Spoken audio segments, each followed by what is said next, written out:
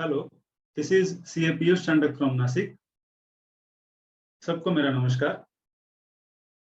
And I welcome all of you in this small discussion about a recent talk of the town that is multi-disciplinary partnership forms of CS in practice.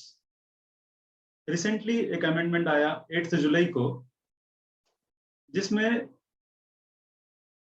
एक notification publish हुआ। The notification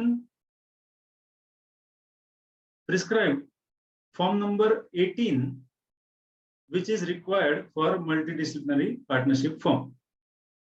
वो amendment ऐसा था, notification number 1 dated 8 जुलाई 2021।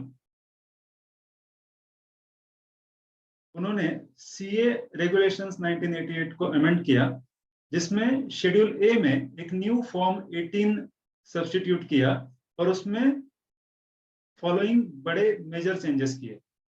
Major change था point number 3 में, जिसमें उन्होंने कहा जहां पे details of partners of holding certificate of practice डाला जाता है, मतलब अगर हम नॉर्मल सीए फर्म का फॉर्मेशन कर रहे हैं और अगर उसमें 4 सीए पार्टनर्स है, तो हम सबके नाम, उसका सर्टिफिकेट ऑफ प्रैक्टिस का डेट, उसका मेंबरशिप नंबर, ये सारे पर्टिकुलर्स देंगे। वहां पर अब इन्होंने सीए के साथ में कंपनी सेक्रेटरी और कॉस्ट अकाउंटेंट इन शब्दों को जोड़ा है और साथ में एक नया टेबल फॉर्म किया है जिसमें लिखा है details of partners holding professional qualifications other than CA, CS और cost accountant which are permitted under regulation 53B। अब इसके इनेबलिंग प्रोविजंस जो है उसके बारे में बात करते हैं। सीएस को प्रैक्टिस का राइट सेक्शन 2 सब सेक्शन 2 में दिया गया है सीए एक्ट के, जिसमें कहा गया है a member of the institute shall be deemed to be in practice when individually और in partnership with CAs in practice. और इसमें एक नया अमेंडमेंट 2008 में आया था, और in partnership with members of such other recognised professions as may be prescribed. और प्रिस्क्राइब कहां पर किया गया? रेगुलेशन 53B में। कौन से प्रोफेशनल्स, इसके बारे में हम देखते हैं। रेगुलेशन 53B के पहले हम लोग देखेंगे एक प्रोविजन है पार्ट 1 में फर्स्ट शेड्यूल, जो कि प्रोफेशनल मिसकंडक्ट के बारे में है। ये अमेंड होने के पहले as per CA regulations and provisions of CA act, अगर कोई सीए नॉन सीए के साथ में पार्टनरशिप करता है तो आइटम 4 के under that was a professional misconduct. अब क्योंकि 2008 में सेक्शन 2 सब सेक्शन 2 को अमेंड किया गया था, साथ में ही उन्होंने ये item 4 of part 1 of the first schedule को भी अमेंड किया था, जिसमें उन्होंने कहा था कि अगर सीए के अलावा such other person who is a member of any other professional body having such qualifications as may be prescribed in regulation 53B, मतलब वही कि 53B के अंदर जो क्वालिफिकेशंस प्रिस्क्राइब्ड किए गए हैं उनके साथ में अगर कोई सीए पार्टनरशिप करता है तो उसको प्रोफेशनल मिसकंडक्ट नहीं माना जाएगा। अब वो 53B क्या है उसको देखते हैं। रेगुलेशन 53B, रेगुलेशन 53B, उसमें कहा गया है for the purposes of entering into partnership under item 4 of part 1 of the first schedule of the act, a person shall be member of any of the following professional bodies. इसमें 6 professional bodies का जिक्र किया गया है। First is company secretary, second cost accountant, advocate, engineer, architect और actuaries. इसका मतलब regulation 53 में ये जो 6 कैटेगरीज दिए गए हैं, इसके अलावा कोई और प्रोफेशनल कैटेगरी अगर है, जैसे फॉर एग्जांपल एमबीए या इंसॉल्वेंसी प्रोफेशनल, ऐसा कोई, या डॉक्टर, इनके साथ में CA can not make partnership. This MDP is restricted to this 6 categories of professions only. अब इसमें जब हम जैसा कि हमने देखा कि 2008 से सेक्शन 2 सब सेक्शन 2 को अमेंड किया गया था, लेकिन इतने दिन क्यों लगे, आज 2021 में ये क्यों आया? तो उसका रीजन था कि जैसे सीए एक्ट ने अलाउ तो कर दिया, लेकिन एट द सेम टाइम जो अपोजिट एक्ट है, जैसे कि कंपनी सेक्रेटरीज एक्ट है या कॉस्ट अकाउंटेंट है तो उसका कॉस्ट अकाउंटेंट्स एक्ट है, उसमें भी रेसिप्रोकल प्रोविजन होना चाहिए। तब तक वो सामने जो है professional, he can not make enter into the partnership with CS. So ultimately सिर्फ एक प्रोफेशनल बॉडी ने अगर वो रेगुलेशन दिया है और दूसरे प्रोफेशनल बॉडी ने अगर उसको रेसिप्रोकल प्रोविजन नहीं दिया है, तो प्रैक्टिकली ये पॉसिबल नहीं होता है। अब जाके जब ये इंस्टीट्यूशंस ने सामने से उनके भी एक्ट में अमेंडमेंट्स किए हैं, तब ये प्रैक्टिकली पॉसिबल होने जा रहा है। इसको हम वन बाय वन देखते हैं। जैसे कंपनी सेक्रेटरीज का सेक्शन 2 सबसेक्शन 2 है सेम, जिसमें उनको राइट टू प्रैक्टिस दिया गया है। उसमें भी professional misconduct same as per CA act clause 4 है, पार्ट 1 ऑफ फर्स्ट शेड्यूल उसमें दिया गया है। और उसमें रेगुलेशन 168B, जैसे हमारा 53B था, उनका 168B है। उसमें उन्होंने कहा है that company secretary can enter into partnership firm with CS. तो इसका कंक्लूजन निकलता है कि company secretary is permitted. Similarly cost accountant is also permitted. अब एडवोकेट्स के केस में क्या है? एडवोकेट्स के केस में ऐसा एनेबलिंग प्रोविजन अभी तक बार काउंसिल एक्ट या एडवोकेट एक्ट में अभी तक नहीं आया है। So right now even though ICAI is permitting partnership to CAs with advocates, but the Advocates Act or Bar Councils Act is not permitting. Hence, right now, advocates के साथ में ये मल्टीडिसिप्लिनरी पार्टनरशिप फॉर्म नहीं हो सकता। आगे engineers के साथ में परमिटेड है, आर्किटेक्ट्स के साथ में भी परमिटेड है।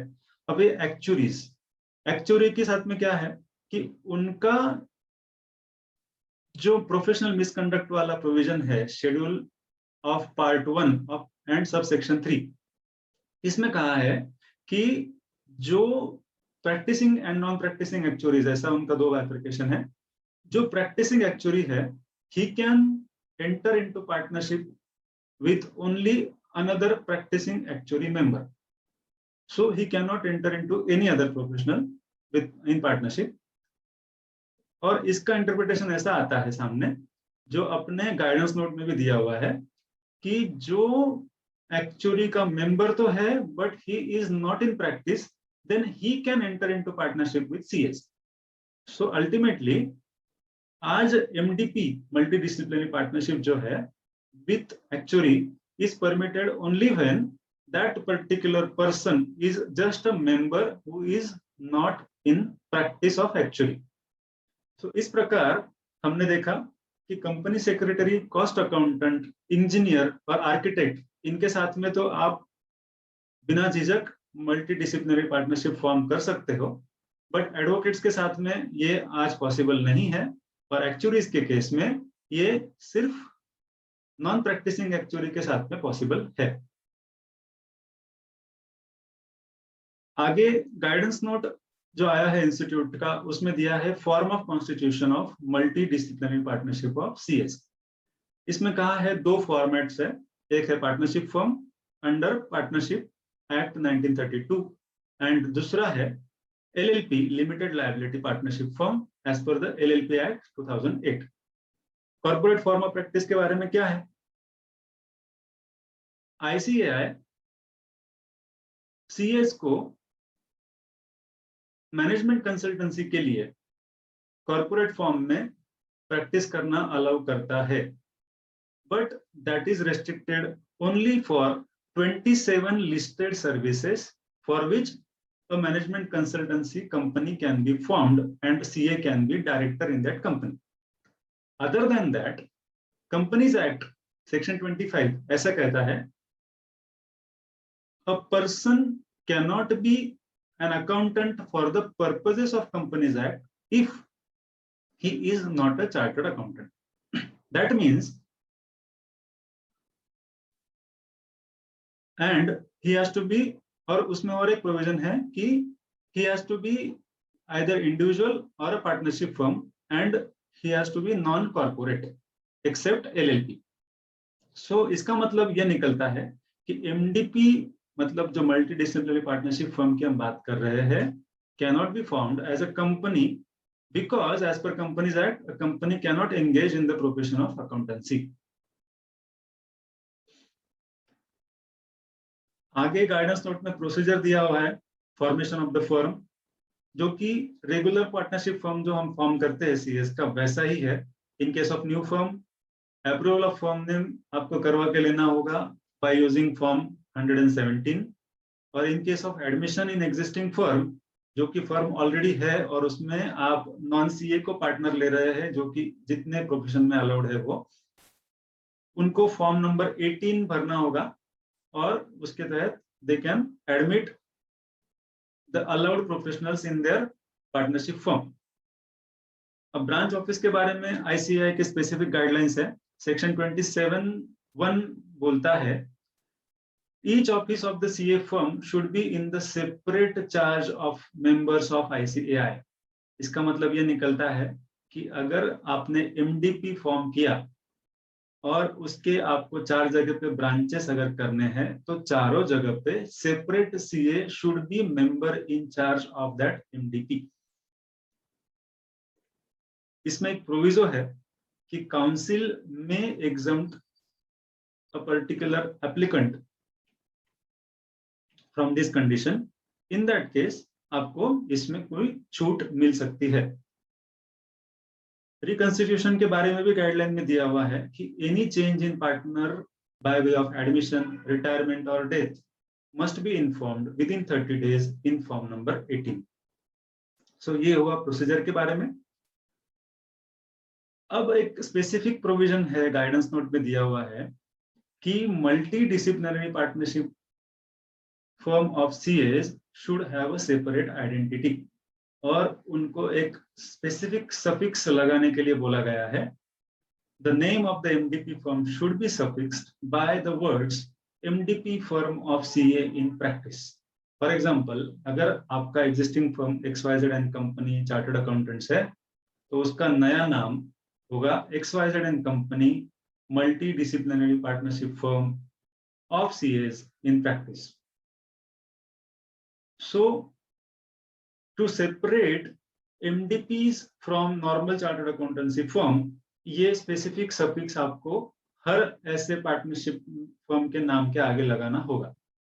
अब इसमें प्रोसीजर्स में ये भी दिया हुआ है कि जो नॉन सीएस मतलब नॉट मेंबर जो पार्टनर्स आईसीआई के मेंबर्स नहीं है, उनके डॉक्यूमेंट्स आपको किसी प्रैक्टिसिंग सीए के थ्रू वेरीफाई करवा के लेने होंगे. And that practising CA should not be related to the multi disciplinary partnership firm of CAs in practice. और जो सीए ये डॉक्यूमेंट्स अटेस्ट करने वाला है उनके लिए भी गाइडेंस ऐसे दिया हुआ है कि they have to verify the truthfulness of the documents which they are attesting. Next है सर्विसेज के बारे में. ये मल्टी डिसिप्लिनरी पार्टनरशिप फर्म क्या क्या सर्विसेज दे सकता है? तो डेफिनेटली यस, जो सारे सर्विसेज एक सीए फर्म दे सकता है वो सारे सर्विसेज प्लस जो भी प्रोफेशनल आपने आपके फर्म में इन्वॉल्व किया है, जैसे कि फॉर एग्जांपल अगर कॉस्ट अकाउंटेंट या कंपनी सेक्रेटरी इन्वॉल्व किया है तो वो जो सर्विसेज दे सकते हैं वो भी सर्विसेज आप इस फर्म के अंडर दे सकते हैं. That means you can create an umbrella of services with the help of these multidisciplinary professionals. लेकिन इसमें एक कंडीशन है कि इवन दो आपने दूसरे प्रोफेशनल को आपके फर्म का पार्टनर बनाया है, लेकिन वो दूसरा professional he cannot perform the attest function which are allowed to CAs only. That means कि अगर कोई टैक्स ऑडिट है तो वो आप कंपनी सेक्रेटरी से साइन नहीं करवा सकते, वो सीए को ही साइन करना होगा. अब आते हैं कंपनीज एक्ट का जो ऑडिट हम करते हैं, ऑडिट अंडर कंपनीज एक्ट. उसमें सेक्शन 141(1) और 141(2) यहाँ पे कहा गया है कि audit of a company must be done by a chartered accountant. इसका साफ साफ मतलब ये निकलता है कि मल्टी डिसिप्लिनरी पार्टनरशिप फर्म अगर आपको फॉर्म करनी है और साथ में अगर आपको कंपनीज का ऑडिट भी करना है उस फर्म के अंडर, तो आपके उस फर्म में that new MDP firm should have majority of partners as CS in practice. और ये मेजॉरिटी कैसे प्रूव करना है? तो majority should be by way of number as well as by way of share in profit. That means at least 51% share ये CA partner का होगा, और नंबर्स में भी सीए पार्टनर्स ज्यादा होंगे, तभी उस मल्टी डिसिप्लिनरी फर्म को कंपनीज एक्ट में ऑडिट करने को मिलेगा। दूसरा और एक दिया है 141(3)G के अंडर, जहां पे कि 20 ऑडिट्स का लिमिट है। तो ये लिमिट सिर्फ सीए पार्टनर को ध्यान में रख के काउंट करना है, अदर देन सीए पार्टनर्स को आप ये लिमिट काउंट करने के लिए ऐड नहीं कर सकते। सिंपल। अब है डिसिप्लिनरी प्रोसीडिंग्स।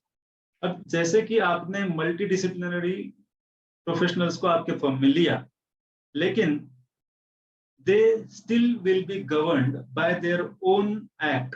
जैसे कि cost accountant will be governed under Cost Accountants Act and CA will be governed under CA Act and likewise.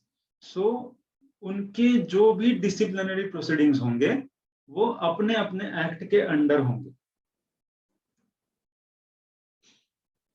अब कुछ एफएक्यूज के बारे में देखते हैं।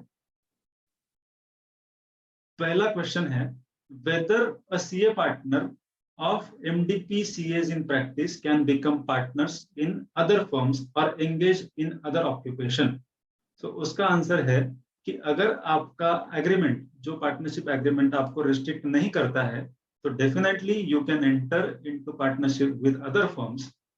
लेकिन साथ में आपको ये भी ध्यान में रखना होगा कि जैसे आरबीआई के या अदर एम्पैनलमेंट पर्पस के लिए आपका जो भी रेगुलेशन अप्लाई होता है, मतलब आपका जो क्रेडिबिलिटी जहां पे मिलता है वो एक ही फर्म में मिलेगा, सारे फर्म्स में नहीं मिलेगा।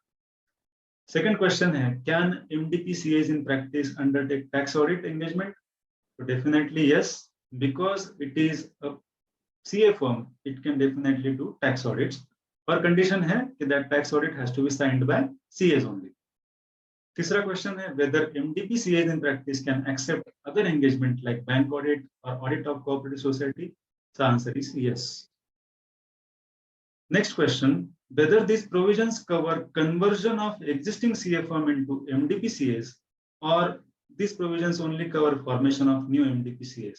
This is a good question और एक clear answer FAQ में दिया हुआ है ICAI के कि ये जो provisions है और ये जो guidelines है, ये सारे कन्वर्जन के लिए भी और न्यू फर्म के लिए भी इक्वली एप्लीकेबल है।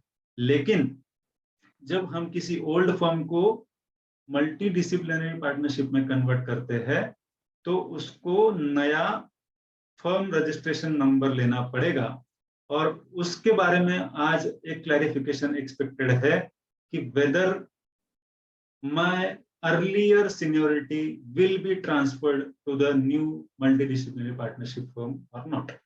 So ये expected है जल्दी ही। Next question है, whether MDP CAs in practice will be required to comply with the provisions of acts and rules and regulations of professional bodies whose members are its partners. So definitely yes, जैसे कि आपने अगर 4 अलग अलग professionals को आपके साथ में लिया है, तो आपकी फर्म को हर उस प्रोफेशनल को लागू होने वाले एक्ट को कंप्लाई करना पड़ेगा। अब भी मिसकंडक्ट, अगला क्वेश्चन है अबाउट मिसकंडक्ट।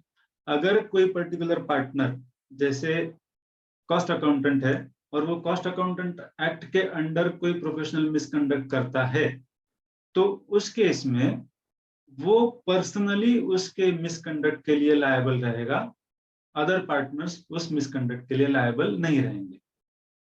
और एक इंपॉर्टेंट क्वेश्चन है कि जैसे engineers are allowed to do marketing, so whether can MDP CS can also do the marketing? So इसके लिए, because the firm is formed under the rules and regulations of ICAI, those will equally apply to CA firms and MDP CA firms. Finally, my disclaimer: everything discussed here are my personal views and are not the opinion of the ICAI or its council members. So with this, I thank all of you for listening to my small video, a small discussion about multidisciplinary partnership firms. Thank you. This is CA Piyush Chandak from Nashik signing off.